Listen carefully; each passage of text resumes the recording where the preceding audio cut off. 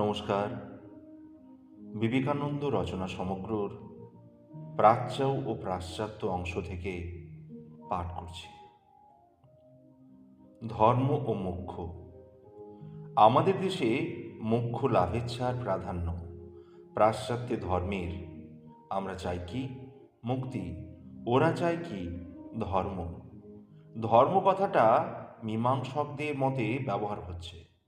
ধর্ম কি? যা ইহলোক বা পরলোকের সুখ ভোগের প্রবৃত্তি দেয়। ধর্ম হচ্ছে ক্রিয়ামূলক।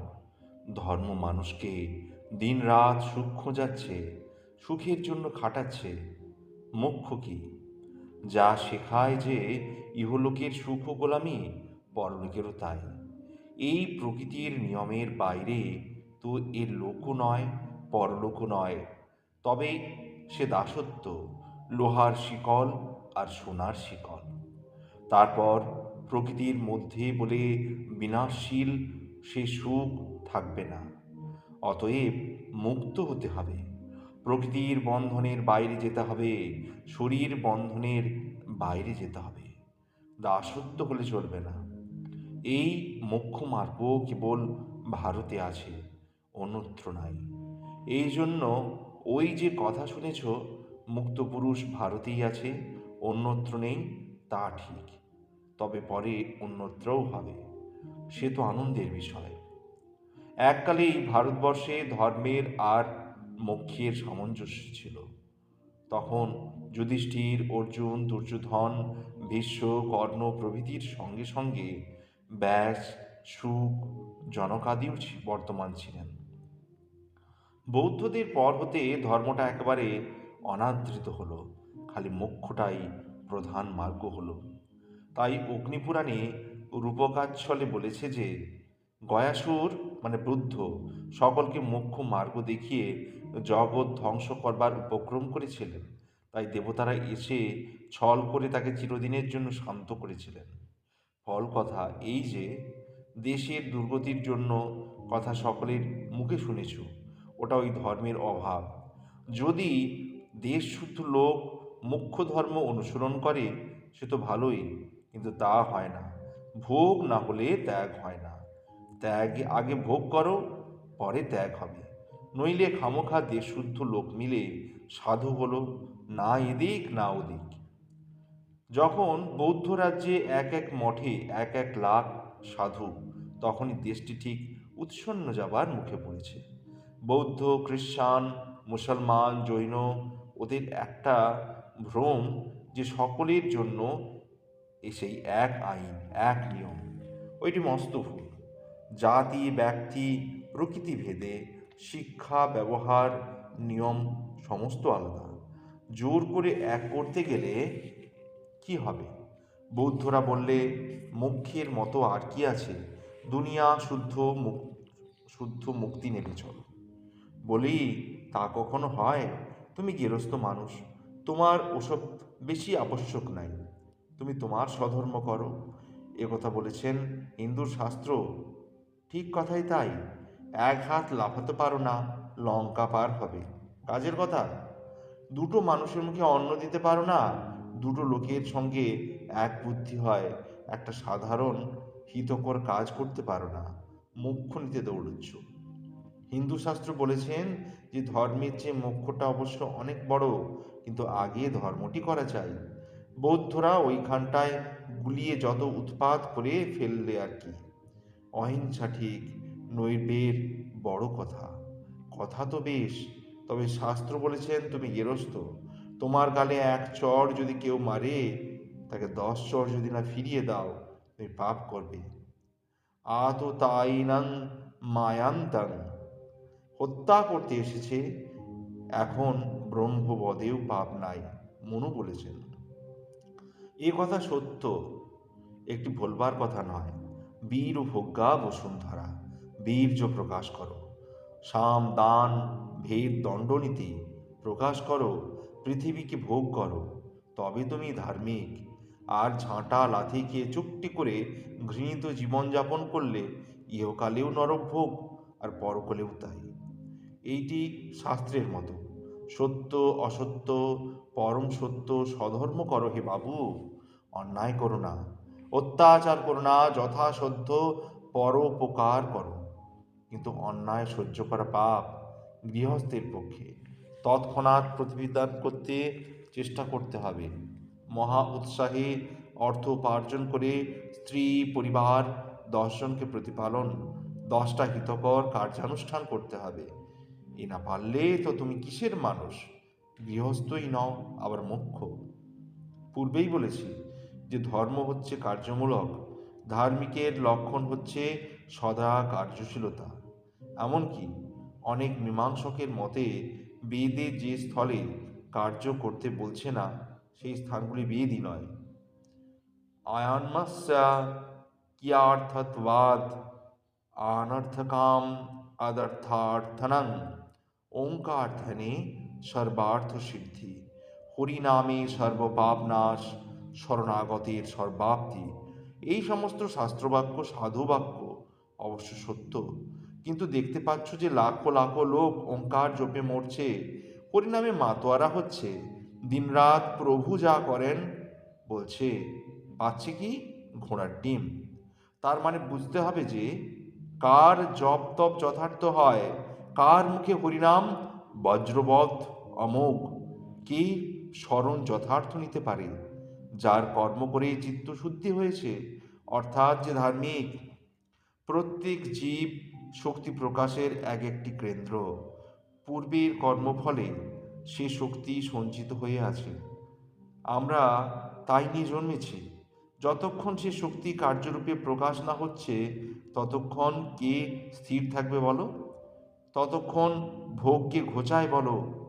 তবে দুঃখ ভোগের চেয়ে সুভোগটা ভালো নয়, কুকর্মের চেয়ে সুকর্মটা ভালো নয়। পূজ্যপাদ শ্রী রামপ্রসাদ বলেছেন, ভালো মন্দ দুটো কথা, ভালোটা তার করাই ভালো। এখন ভালোটা কি? মুক্তিকামের ভালো, অন্যরূপ ধর্মকারের ভালো আর এক প্রকার। এই গীতা প্রকাশক শ্রী ভগবান এত করে বুঝিয়েছেন। এই মহাসত্যের উপর হিন্দুর স্বধর্ম, জাতি ধর্ম ইত্যাদি, অদেষ্টা সর্বভূতনাং মৈত্র করুণ এবচ ইত্যাদি ভগবত বাক্য মোক্ষ লাভের জন্য। আর ক্লৈবং মাস্য গমঃ পার্থ ইত্যাদি তন্মাস মূর্তিষ্ঠ যথো লাভস্য ইত্যাদি ধর্মলাভের উপায় ভগবান দেখিয়েছেন। অবশ্য কর্ম করতে গেলেই কিন্তু কিছু না কিছু পাপ আসবেই, এলোই বা। উপোসের চেয়ে আধ পেটা ভালো নয়, কিছু না করার চেয়ে জ্বরের চেয়ে ভালো মন্দ মিশ্র কর্ম করা ভালো নয়। গরুতে মিথ্যা কথা কয় না, দেয়ালে চুরি করে না, তো তারা গরুই থাকে আর দেয়ালই থাকে। মানুষে চুরি করে, মিথ্যা কয়, আবার সেই মানুষই দেবতা হয়। সত্য প্রাধান্য অবস্থায় মানুষ নিষ্ক্রিয় হয়, পরম ধ্যানাবস্থা প্রাপ্ত হয়, রজ প্রাধান্যে ভালো মন্দ ক্রিয়া করে, তম প্রাধান্যে আবার নিষ্ক্রিয় জড় হয়। এখন বাইরে থেকে এই সত্য প্রধান হয়েছে কি তম প্রধান হয়েছে, কি করে বুঝি বলো? সুখ দুঃখের পার ক্রিয়াহীন শান্তরূপ সত্য অবস্থায় আমরা আছি, কি প্রাণহীন জড়প্রায় শক্তির অভাবে ক্রিয়াহীন মহাতামসিক অবস্থায় পড়ে চুপ করে ধীরে ধীরে পচে যাচ্ছি? এ কথার জবাব দাও। নিজের মনকে জিজ্ঞাসা করো, জবাব কি আর দিতে হয়? ফলেন ও পরিচয়তে। সত্য প্রাধান্যে মানুষ নিষ্ক্রিয় হয়, শান্ত হয়, কিন্তু সে নিষ্ক্রিয়ত্ব মহাশক্তি কেন্দ্রীভূত করে হয়। সে শান্তি, শান্তভাব, মহাবীর্যের পিতা। সেই মহাপুরুষের আর আমাদের মতো হাত পা নেড়ে কাজ করতে হয় না, তার ইচ্ছামাত্রে অবলীলাক্রমে সব কার্য সম্পন্ন হয়ে যায়। সেই পুরুষই সত্য গুণ প্রধান ব্রাহ্মণ, সর্বলোক ও পূজ্য। তবে কি আর পূজা করো বলে পাড়ায় পাড়ায় কেঁদে বেড়াতে হয়? জগদম্বা তার কপাল ফলকে নিজের হাতে লিখে দেন যে এই মহাপুরুষকে সকলে পূজা করো, আর জগৎ অবনত মস্তকে শোনে। সেই মহাপুরুষই অদ্বেষ্টা সর্বভূতানাং মৈত্র করুণ এবচ ইত্যাদি। আর ওই যে মিনমিনে পিনপিনে ঢোক গিলে কথা কয়, ছেঁড়া নেতা 7 দিন উপসীর মতো সব আওয়াজ, সাত চড়ে কথা কয় না, ওইগুলো হচ্ছে তমগুণ। ওইগুলো মৃত্যুর চিহ্ন। ও সত্যগুণ নয়, ও পচা দুর্গন্ধ। অর্জুন ওই দলে পড়েছিলেন বলেই তো ভগবান এত করে বোঝাচ্ছেন না গীতায়।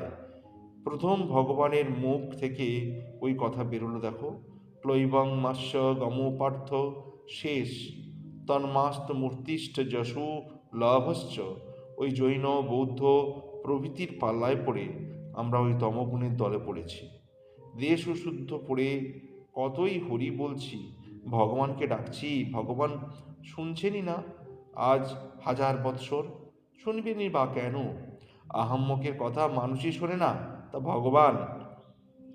এখন উপায় হচ্ছে ওই ভগবত বাক্য শোনা, ক্লৈবং মাস্য গমু পার্থ, তন্মাষ্ট মূর্তিশ্চ যশো লভষ্ট। এখন চলুক পাশ্চাত্য আর প্রাচ্যের কথা। প্রথমে একটা তামাশা দেখো। ইউরোপীয়দের ঠাকুর যিশু উপদেশ দিয়েছেন যে নইর বের হও, এক গালে চড় মারলে আর এক গাল পেতে দাও, কাজকর্ম বন্ধ করো, পড়লা পড়লি বেঁধে বসে থাকো, আমি এই আবার আসছি। দুনিয়াটা এই 2-4 দিনের মধ্যেই নাশ হয়ে যাবে। আর আমাদের ঠাকুর বলেছেন, মহা উৎসাহে সর্বদা কার্য করো, শত্রু নাশ করো, দুনিয়া ভোগ করো। কিন্তু উল্টো সমঝালি রাম হলো, ওরা ইউরোপীয়রা যিশুর কথাটি গ্রাহ্যের মধ্যেই আনলো না।